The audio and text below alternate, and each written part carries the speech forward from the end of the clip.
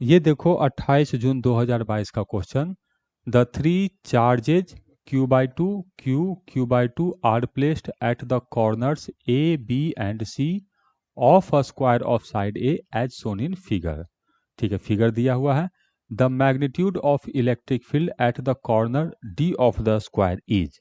देखो ऐसे फिगर दिया है, ये एक स्क्वायर है, कॉर्नर ए, कॉर्नर बी, कॉर्नर सी, कॉर्नर डी। कॉर्नर ए पे चार्ज है q बाई 2, कॉर्नर बी पे चार्ज है q, कॉर्नर सी पे चार्ज है q बाई 2 और डी पर हमें बताना है इलेक्ट्रिक फील्ड कितना होगा और इसका साइड लेंथ दिया हुआ है हम लोग को a।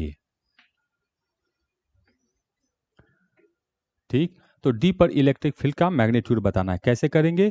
तो डी पर इलेक्ट्रिक फील्ड तीनों चार्जेस के कारण होगा और इनका वेक्टर सम करना है। तो वेक्टर सम करने के लिए हम लोग को इस तरह का पहले से प्रिपरेशन कर लेना चाहिए कि वेक्टर सम करना है। तो एक्स और वाई एक्सिस हम लोग ड्रॉ कर लेते हैं, हो गया। अब इस चार्ज का देखेंगे तो इस चार्ज के कारण यहाँ पर electric field plus x direction में होगा, तो बनाया इलेक्ट्रिक फील्ड होगा इस डायरेक्शन में।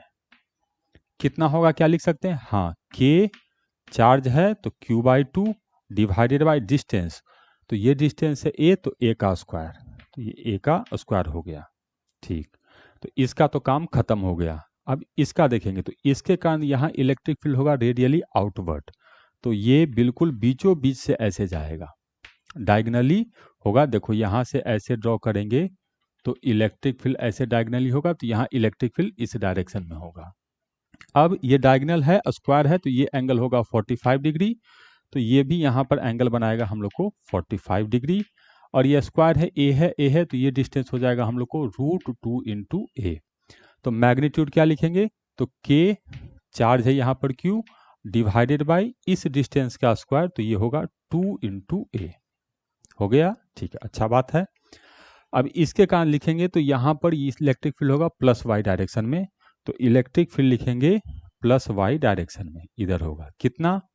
तो k चार्ज है q बाई 2, ठीक, और डिस्टेंस है a, तो 2a स्क्वायर। ऐसे इसको भी लिख देते हैं q और ये आ गया 2a स्क्वायर। तो अब इन तीनों का वेक्टर सम करना है। ये बहुत आसान है। पहले क्या करता हूं, मैं इस वेक्टर का और इस वेक्टर का सम करता हूं, तो दोनों एक ही वेक्टर है, दोनों वेक्टर का मैग्नीट्यूड एक है और दोनों परपेंडिकुलर है, तो इसका जो रिजल्टेंट होगा वो रिजल्टेंट हम लोग को बिल्कुल बीच से ही जाना है। सिमेट्रिक आइसोसेलेस वेक्टर है, तो आइसोसेलेस वेक्टर का रिजल्टेंट इधर जाएगा। कितना होगा ये भी बता सकते हैं? हाँ, तो ये के क्यू डिवाइडेड बाई हो जाएगा 2a स्क्वायर, जो था वो रहेगा और इसमें मल्टीप्लाई हो जाएगा √2 से। तो इन दोनों को मिलाकर मैंने ये लिख दिया, तो अब इन दोनों को हटा देना है, इन दोनों को तो जोड़ दिए, ये हो गया। तो अब देखो कि ये और ये दोनों का डायरेक्शन सेम है, तो रिजल्टेंट बताने के लिए दोनों को डायरेक्ट ऐड कर देंगे। तो रिजल्टेंट इलेक्ट्रिक फील्ड का मैग्नीट्यूड होगा k √2 k q divided by 2a square plus k q divided by 2a square होगा। ये यहाँ पे थोड़ा मिस्टेक हो गया है, 2a स्क्वायर होगा, 2a स्क्वायर। हाँ, अब कॉमन ले लेते हैं, तो इलेक्ट्रिक फील्ड में कॉमन लिए तो देखो के q divided by 2a square तो सब में कॉमन है, तो ये आ गया हम लोग को √2 प्लस 1। अब मैच करके देखते हैं ऐसा कोई ऑप्शन है या नहीं है। तो k को 1/4 पाई एप्सिलॉन नॉट लिख रहा है, ठीक है, q बाई ए स्क्वायर और ये 2 से अगर डिवाइड कर देंगे तो 1/√2 और 1 आएगा, ठीक है, ऐसे ऑप्शन दिया है।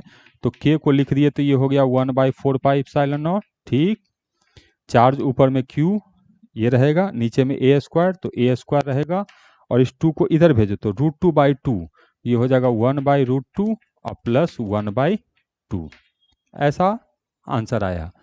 तो पहला ऑप्शन, हाँ पहला ऑप्शन मैच करता है, दूसरा ऑप्शन में गड़बड़ है, तीसरा ऑप्शन में भी गड़बड़, माइनस दे दिया, चौथा ऑप्शन में भी गड़बड़, तो करेक्ट आंसर है इसका ए।